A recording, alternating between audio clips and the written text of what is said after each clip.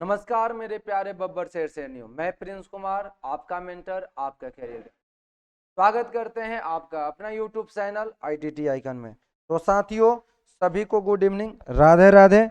कैसे हैं आप सब? आशा करता हूं कि आप सभी बिल्कुल स्वस्थ होंगे, मस्त होंगे और अपने रन के तैयारी के लिए रणनीति को तैयार करें। जैसा कि आप सभी को पता है, इसके पहले वाले क्लास में हम लोग क्लास 10th के केमिस्ट्री सब्जेक्ट के प्रीवियस ईयर क्वेश्चन बैंक के 1 से 25 ऑब्जेक्टिव को मैंने कराया था और आप लोग भी बहुत शिद्दत से पढ़े थे। तो चलिए आज हम लोग 25 से आगे की ओर बढ़ेंगे। तो जितने लोग भी अभी चैनल को सब्सक्राइब नहीं किया है तो सब्सक्राइब कर दीजिए। उसके बाद से अपने तमाम सभी दोस्तों को शेयर कर दीजिए ताकि आज के क्लास को हम लोग फाइनली स्टार्ट किया जाए। तो आप लोग जल्दी से क्लास को शेयर करिए, तो ही जाकर मैं आज के क्लास को हम आगे बढ़ाएंगे। ठीक है। हालांकि पहला क्वेश्चन आपके सामने है और किसी ने खूब ही कहा है कि ईश्वर का दिया कभी अल्प नहीं होता, जो टूट जाए वो संकल्प नहीं होता। ईश्वर का दिया कभी अल्प नहीं होता, जो टूट जाए वो संकल्प नहीं होता। हार को लक्ष्य से दूर ही रखना मेरे दोस्त, क्योंकि जीत का कोई विकल्प नहीं होता, जीत का कोई विकल्प नहीं होता। और हम पैदा हुए ही हैं सिर्फ जीतने के लिए।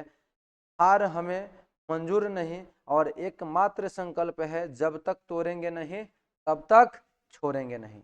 तो चलिए साथियों, आज के क्लास को हम लोग फाइनली स्टार्ट करते हैं और कॉपी पेन लेकर ही क्लास करने बैठिएगा, क्योंकि एक से बढ़कर एक आज क्वेश्चन का है ललन टॉप तरीका से कराएंगे आज क्वेश्चन को। चलिए पहला क्वेश्चन है आप लोग का, फार्मिक अम्ल का IUPAC नाम क्या है। क्वेश्चन है आपके सामने कि फार्मिक अम्ल का IUPAC नाम क्या है। तो सबसे पहले मैं इसका आप लोग जो सही जवाब है आप लोग कमेंट करिए, तब तक मैं थोड़ा सा IUPAC के बारे में चलिए। तो इसका ऑप्शन दिया है फार्मिक अम्ल का मेथेनोइक अम्ल, एथेनोइक अम्ल, प्रोपेनोइक अम्ल। तो देखिए IUPAC का पूरा नाम होता है। हालांकि आप लोग जैसे ही चौथा चैप्टर जब पढ़ेंगे तो इसके बारे में तो खूब शिद्दत से पढ़ना है, लेकिन थोड़ा सा मैं बता देता हूँ। International union of pure and applied chemistry. ठीक है। फार्मिक अम्ल का IUPAC नाम, तो IUPAC का फुल फॉर्म होता है international union of pure and applied chemistry. अब देखिए आपके प्रश्न की ओर हम लोग बढ़ते हैं। प्रश्न क्या है, मेथेनोइक अम्ल का IUPAC नाम क्या है। ऑप्शन दिया है फार्मिक अम्ल का IUPAC क्या है। ऑप्शन दिया है मेथेनोइक अम्ल, एथेनोइक अम्ल, प्रोपेनोइक अम्ल। इनमें तो सबसे पहले आप लोग को मैं बता दूं कि प्रोपेनोइक अम्ल, प्रोपेनोइक अम्ल को ही हम लोग क्या बोलते हैं, कार्बोक्सिलिक अम्ल, कार्बोक्सिलिक अम्ल इसको बोलते हैं। ठीक है। और इसका जो उसके बाद से हम लोग का है एथेनोइक अम्ल। एथेनोइक अम्ल को हम लोग क्या बोलते हैं, एसिटिक अम्ल भी बोलते हैं। क्या बोलते हैं, एसिटिक अम्ल कहते हैं।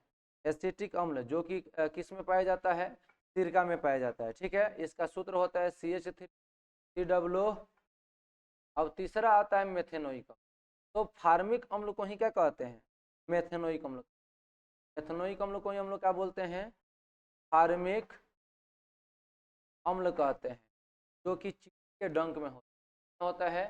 चींटी के डंक में कौन सा अम्ल होता है, चींटी के डंक में अगर आपसे कोई पूछता है कि कौन सा अम्ल होता है तो मेथेनोइक अम्ल। मेथेनोइक अम्ल का ही नाम क्या है, फार्मिक अम्ल, और इसका सूत्र होता है HCOO। तो बताइए पहला प्रश्न समझ में आ गया। क्वेश्चन था फार्मिक अम्ल का IUPAC नाम क्या है, तो फार्मिक अम्ल का IUPAC नाम बोलिएगा। तो IUPAC का फुल फॉर्म है international union of pure and applied chemistry. दूसरा है मेथेनोइक अम्ल। एथेनोइक अम्ल को ही हम लोग फार्मिक अम्ल कहते हैं, जो कि चींटी के डंक में पाया जाता है। दूसरा प्रश्न है एथेनोइक अम्ल, जिसको एसिटिक अम्ल कहते हैं, और तीसरा है प्रोपेनोइक अम्ल, जिसको कार्बोक्सिलिक अम्ल कहते हैं। इसका राइट आंसर होता है ऑप्शन नंबर। चलिए आगे हम लोग बढ़ते हैं नेक्स्ट क्वेश्चन की ओर। थोड़ा सा मिस टाइपिंग ये लोग किया है, लेकिन आप लोग थोड़ा सा इसको सुधार लीजिएगा। ये कह रहे हैं कि सल्फेट अर्धहाइड्रेट या हेमी हाइड्रेट को क्या कहते हैं। यानी कि सल्फेट अर्धहाइड्रेट या हेमी हाइड्रेट को जिप्सम कहते हैं, कि प्लास्टर ऑफ पेरिस कहते हैं, कि विरंजक चूर्ण कहते हैं, कि इसका राइट आंसर आप लोग कमेंट करेंगे, तब तक इसके बारे में मैं कुछ बता देता। तो चलिए जिप्सम के बारे में आप लोग जानते होंगे कि जिप्सम को हम लोग सेलेनाइट भी कहते हैं। ये इसका अणुसूत्र क्या होता है, CaSO4 2H2O होता है। क्लियर है। इसे हम लोग क्या बोल सकते हैं, हाइड्रेटेड कैल्शियम सल्फेट भी बोल सकते हैं। क्या बोल सकते हैं, कैल्शियम सल्फेट भी बोल सकते हैं। उसके बाद से एक आता है विरंजक चूर्ण।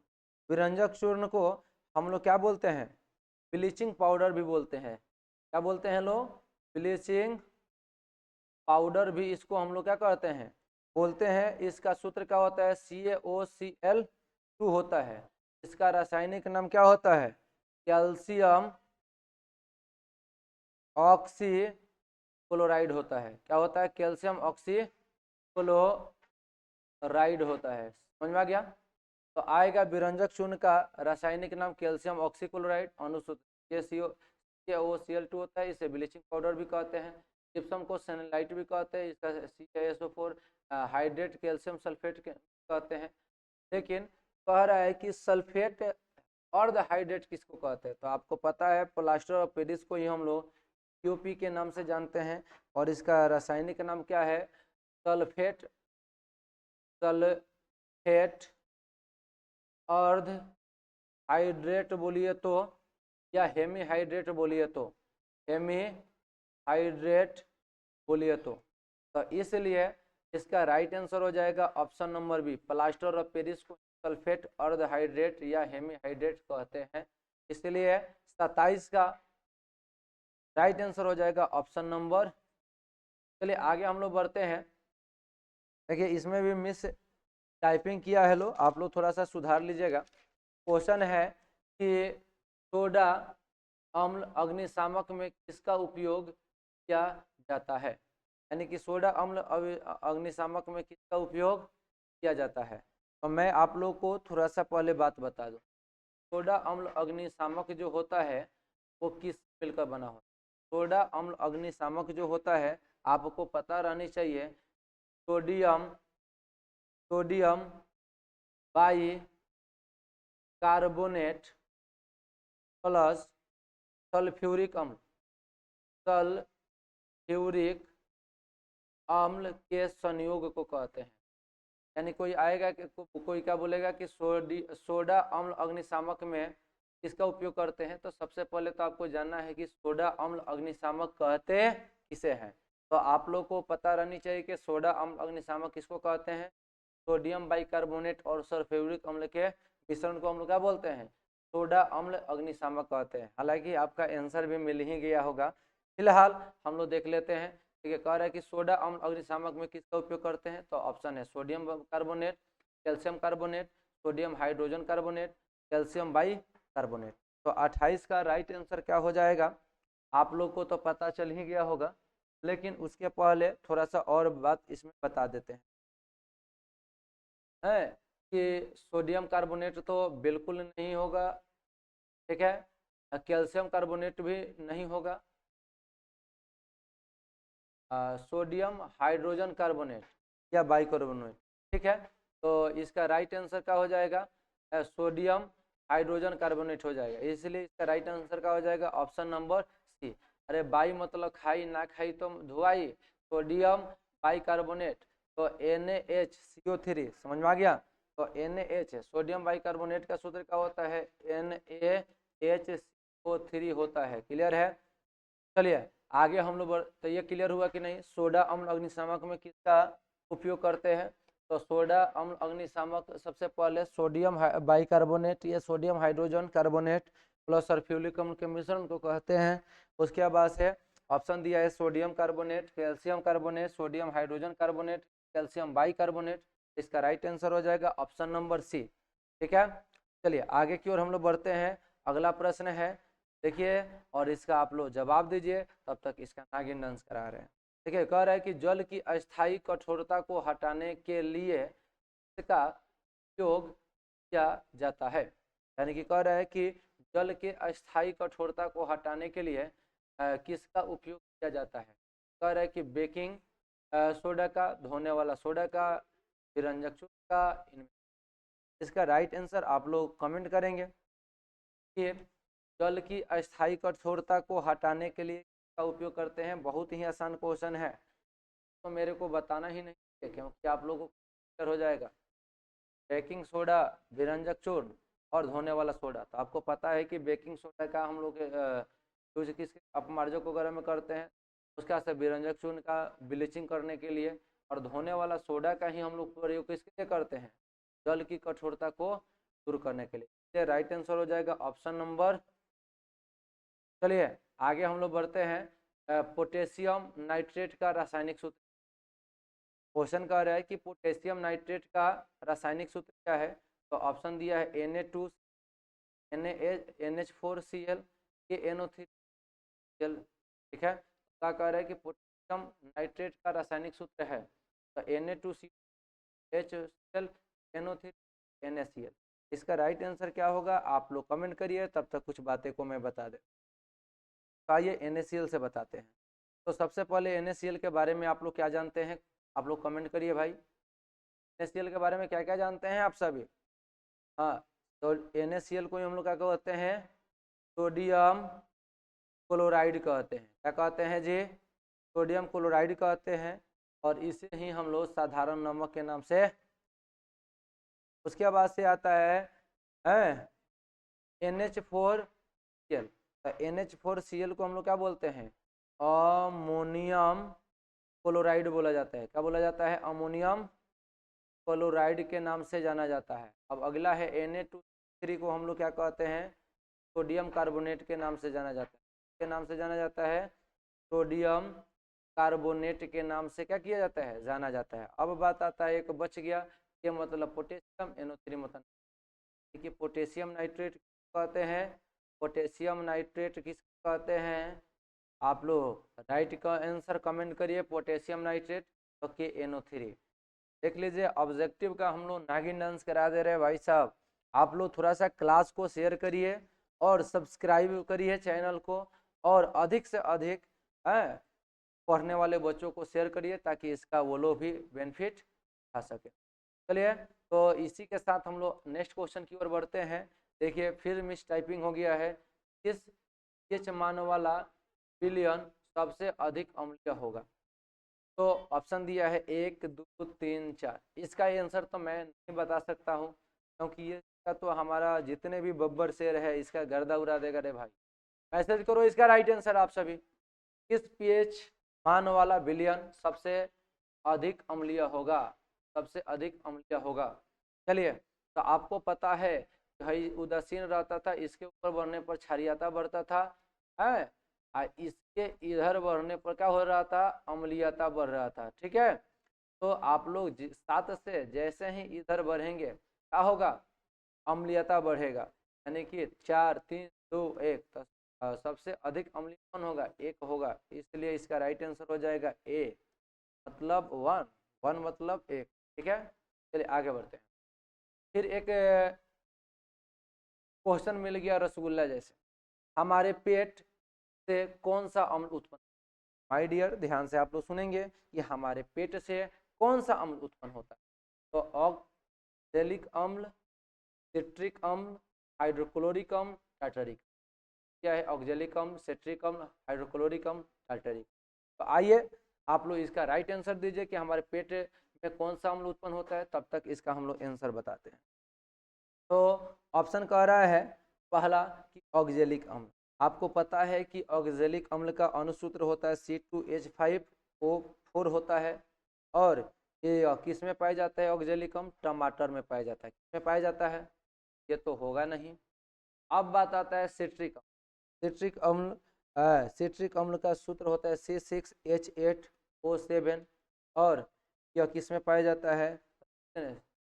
सिट्रिक से संतरा। याद रखिएगा, संतरा में कौन सा अम्ल? संतरा में कौन सा अम्ल? सिट्रिक अम्ल। सौ से संतरा, नींबू, संतरा और खट्टे फल जितने हैं उसमें अम्ल पाया जाता है सिट्रिक अम्ल। ये भी नहीं होगा। अब आता है टाल्टरिक अम्ल। टाल्टरिक अम्ल, टाल्टरिक अम्ल का क्या होता है? अनुसूची C4H6O6। तो इसका यह किस में पाया जाता है? अंगूर में पाया जाता है। यह भी नहीं आएगा। अब लास्ट आता है हाइड्रोक्लोरिक अम्ल। तो हाइड्रोक्लोरिक अम्ल तो होता है, इसका अनुसूत्र होता है HCl और यह पेट में पाया जाता है। पेट में या उदर में पाया जाता है और ये क्या करता है? जो भी है कायम रहता है, अम्लीय कायम रहता है, उसमें जो भी जीवाणु है, जो भी बैक्टीरिया है, तो क्या करता है? जीवाणुओं को मारने का काम करता है। ठीक है, तो इसलिए इसका राइट आंसर क्या हो जाएगा? Option number. चलिए आगे हम लोग बढ़ते हैं। आगे कह रहे हैं कि दांतों का क्षय कब प्रारंभ होता है? कह रहे हैं कि मुंह का पीएच 5.5 से अधिक होने पर, मुंह का पीएच मान 5.5 से कम होने पर, मुंह का पीएच मान 7 से कम होने पर, 7 होने पर, इनमें से तो इसका राइट आंसर हो जाएगा 5.5 से कम होने पर। क्या हो जाएगा? 5.5 से कम होने पर। इसका राइट आंसर हो जाएगा ऑप्शन नंबर। ठीक है, आगे हम लोग चींटी के डंक और नेटल के डंक में कौन सा अम्ल पाया जाता है? ऑप्शन है सिट्रिक अम्ल, लैक्टिक अम्ल, एसिटिक अम्ल, यहाँ पे मेथेनोइक अम्ल। क्या हो जाएगा? मेथेनोइक। तो आइए इसका हम लोग ऑपरेशन करते हैं। तो आपको पता है कि सिट्रिक अम्ल, तो सिट्रिक अम्ल किस में पाया जाता है? आपको पता है, नींबू, अभी बताए थे, नींबू, संतरा, सौ से संतरा, सौ से सिट्रिक अम्ल। खट्टा फल में कौन सा अम्ल पाया जाता है? सिट्रिक अम्ल पाया जाता है। दूध दही में कौन सा अम्ल पाया जाता है? लैक्टिक अम्ल पाया जाता है। एसिटिक अम्ल किस में पाया जाता है? तो एक ट्रिक आप लोग को मैंने बताया था, सोका से मौलिक अंटा दूना। तो सी से सिरका, सिरका में कौन सा अम्ल?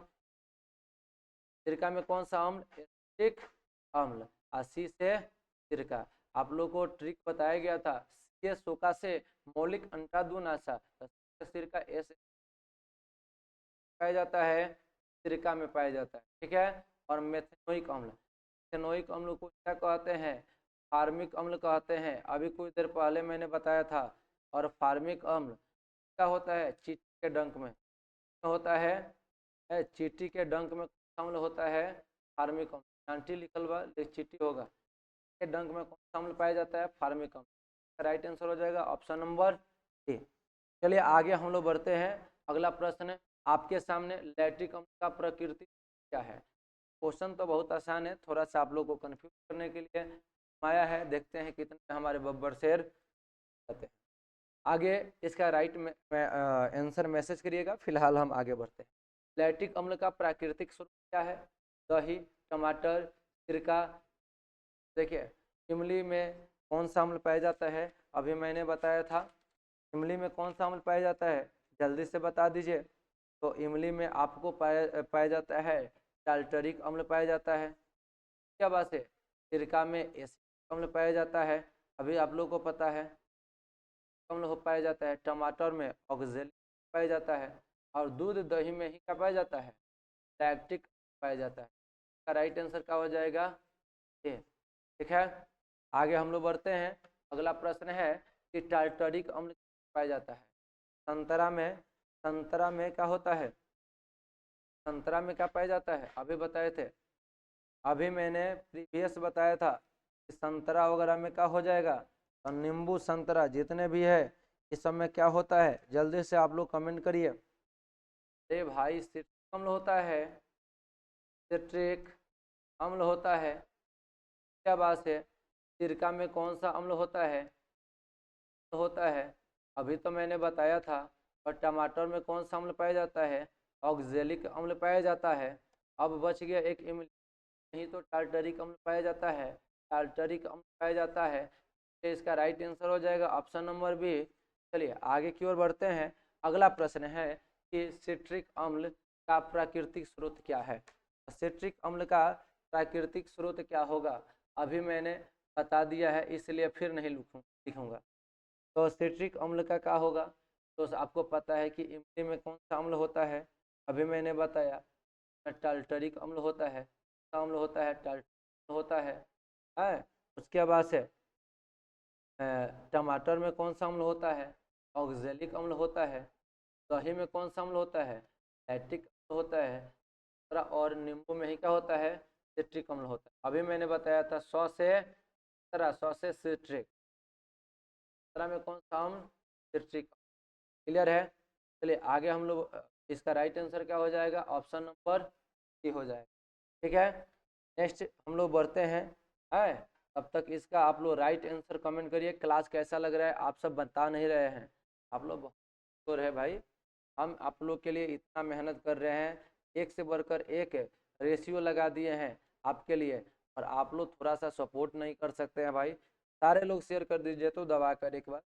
एसिटिक अम्ल का प्राकृतिक स्रोत निम्नलिखित में से कौन है। आप लोग को एक और मैं बात बता देना चाहता कि जो लोग भी हमारे संस्था से 10th एंड 12th ग्रुप में जुड़ना चाहते हैं और फ्री में कंटेंट लेना चाहते हैं, हमारे चैनल को सब्सक्राइब कर देंगे और मेरे व्हाट्सएप नंबर पे अपना नाम और क्लास मैसेज कर देंगे, और से है या क्या है, किस सॉरी है वो कर देंगे, आप लोगों को जाएगा। ठीक है, चलिए देखिए, कह रहा है कि एसिटिक का प्राकृतिक स्रोत निम्नलिखित में कौन है। तो एसिटिक अम्ल का दिया है संतरा, सिरका, टमाटर। टमाटर में आपको पता है ऑक्जेलिक अम्ल होता है। इमली में क्या होता है, अभी मैंने कुछ देर पहले बताया था, टाल्टरिक अम्ल होता है। संतरा में क्या होता है, संतरा में मैंने अभी ही बताया था क्या होता है, सिट्रिक अम्ल होता है। सिरका में कौन सा अम्ल होता है, तो अभी कुछ देर पहले बताया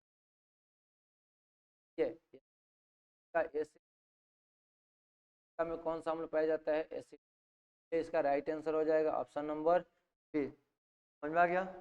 चलिए आगे की ओर हम बढ़ते हैं। अगला प्रश्न है, अमोनियम क्लोराइड का जलीय विलयन होता है। क्लोराइड का जलीय विलयन होता है अम्लीय है, सिरका होगा, क्षारीय और दही। तो अमोनियम क्लोराइड का जो जलीय विलयन होता है कैसा होता है, आप लोग को पता होना चाहिए, क्षारीय होता है। क्या होता है, क्षारीय होता है, याद रखिएगा ऑप्शन नंबर। चलिए आगे हम लोग बढ़ते हैं।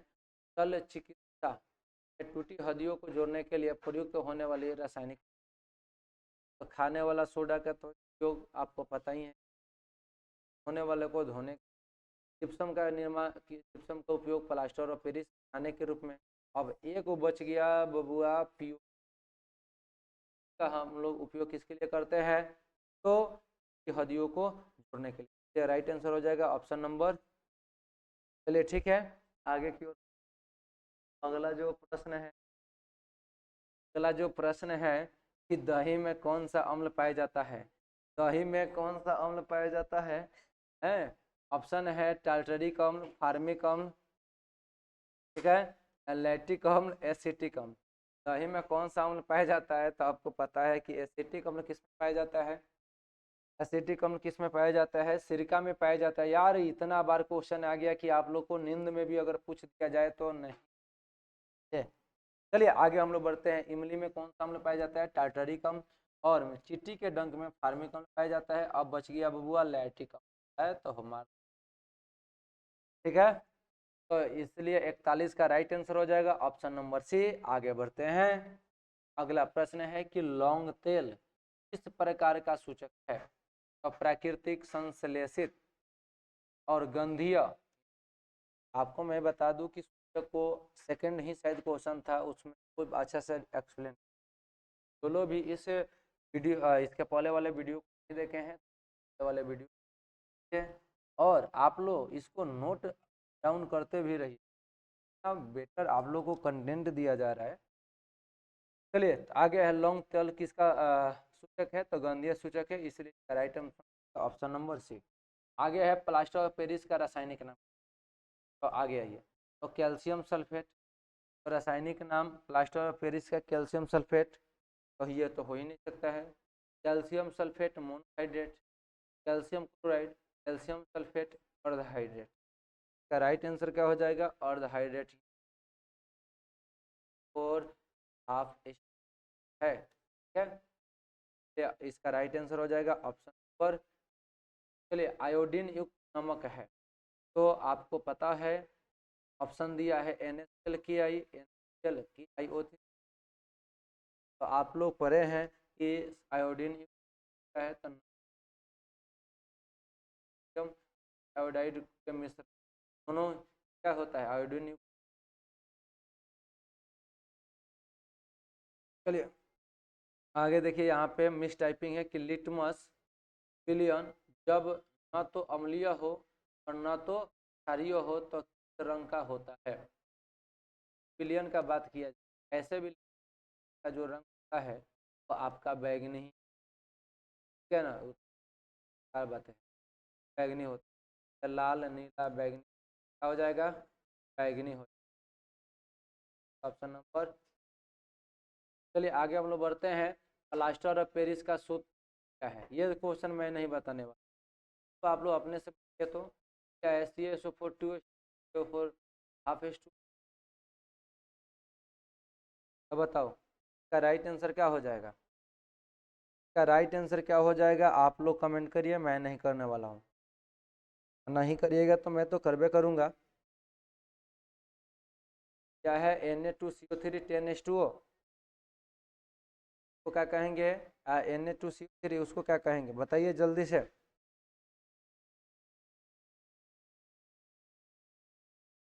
नहीं बताइएगा? चलिए अब मैं ही बता देता हूँ। चलिए CaSO4 2H2O को हम लोग क्या बोलते हैं? जिप्सम बोलते हैं। क्या बोलते हैं? जिप्सम। और इसको हम लोग क्या बोलते हैं? Plaster of Paris, POP। और इसको हम लोग क्या बोलते हैं? वॉशिंग सोडा भी कहते हैं रे भाई, धोने वाला सोडा या धोबिया सोडा के नाम से जाना जाता है। प्लास्टर ऑफ पेरिस का आता था SO4 हाफ H2, का राइट आंसर हो जाएगा ऑप्शन नंबर। अगला है कि ये क्वेश्चन थोड़ा सा मिस्ड क्या है, तो आगे बढ़ते हैं। एक छात्र जांच प्रणाली में दिए गए सोडियम बाइकार्बोनेट के तनु विलयन में सर्वप्रथम बूंद मिलाता है, कौन सा रंग दिखे? ऑप्शन है नीला, हरा, नारंगी, पीला। इसका राइट आंसर क्या होगा? आप लोग कमेंट करिए, तब तक इसके बारे में एक आप लोग कन्फ्यूजन वाला है कि सर्वभौम, सर्वभौम सूचक क्या होता है? तो देखिए सर्वभौम सूचक नाम सुन, इसका होता है कि यह विभिन्न प्रकार के सूचकों का मिश्रण है। और हम सूचक क्या है? तो विभिन्न प्रकार के सूचकों का मिश्रण है, जैसे मिथाइल रेड या फेनोथेलिन, ठीक है। तो कह रहा है कि एक जांच में सोडियम बाइकार्बोनेट के तनु विलयन सार्वभौम सूचक देते हैं, निम्नलिखित कौन सा रंग दिखाई देगा? इसका राइट आंसर क्या हो जाएगा? हरा दिखाई देता है, दिखाई देता है। चलिए आगे हम लोग बढ़ते हैं। ऑक्जेलिक, ऑक्जेलिक अम्ल का प्राकृतिक स्रोत क्या? संतरा में तो सिट्रिक अम्ल होता है, सिरका में एसिड होता है, इमली में टार्टरिक होता है, तो ऑक्जेलिक अम्ल किसमें होगा? टमाटर में। लाल लाल के खेत में लाल लाल टमाटर, ठीक है, इसके आगे हम नहीं कहेंगे, ठीक है। ऑक्जेलिक अम्ल का प्राकृतिक स्रोत निम्नलिखित में कौन है? लिखित में कौन है? तो ऑक्जेलिक अम्ल किस में पाया जाता है? आप सभी को पता ही होगा, टमाटर में। क्लियर है? आगे बढ़ते हैं, लास्ट क्वेश्चन है। अगला प्रश्न है कि कोई विलयन, बहुत ही आसान है, आप लोग इसका मैसेज रिप्लाई कर सकते हैं। कोई विलयन नीले लिटमस पत्र को लाल कर देता है तो इसका पीएच संभवतः होगा 5, 7, 8, 10। देखिए 10 तो क्षारीय है, यह भी क्षारीय है। ये क्या है? उदासीन है, अम्लीय। अब आपको पता है कि नीला लिटमस पत्र लाल कर देता है, कौन कर देता है, अम्ल कर देता है। पीले लिटमस पत्र को लाल कौन कर देता है, अम्ल, और अम्ल यहाँ पे कौन है, 5 है, तो इसका राइट आंसर हो जाएगा ए। चलिए 25 को क्वेश्चन आज भी कराएं, फिर एक और क्लास लेंगे तो अम्ल, भस्म और लवण का संपूर्ण ऑब्जेक्टिव आप लोग को कंप्लीट, और हमको लग रहा है कि 100% चैप्टर से ऑब्जेक्टिव क्लास से होने, आप लोग इसका अधिक शेयर करिए, अपने सभी दोस्तों तक पहुंचाइए ताकि उसको भी इसका बेनिफिट मिल सके। ठीक है, तो आज के लिए लेते हैं छोटा सा ब्रेक, मिलते हैं ब्रेक के बाद। दैट्स ऑल, जय हिंद।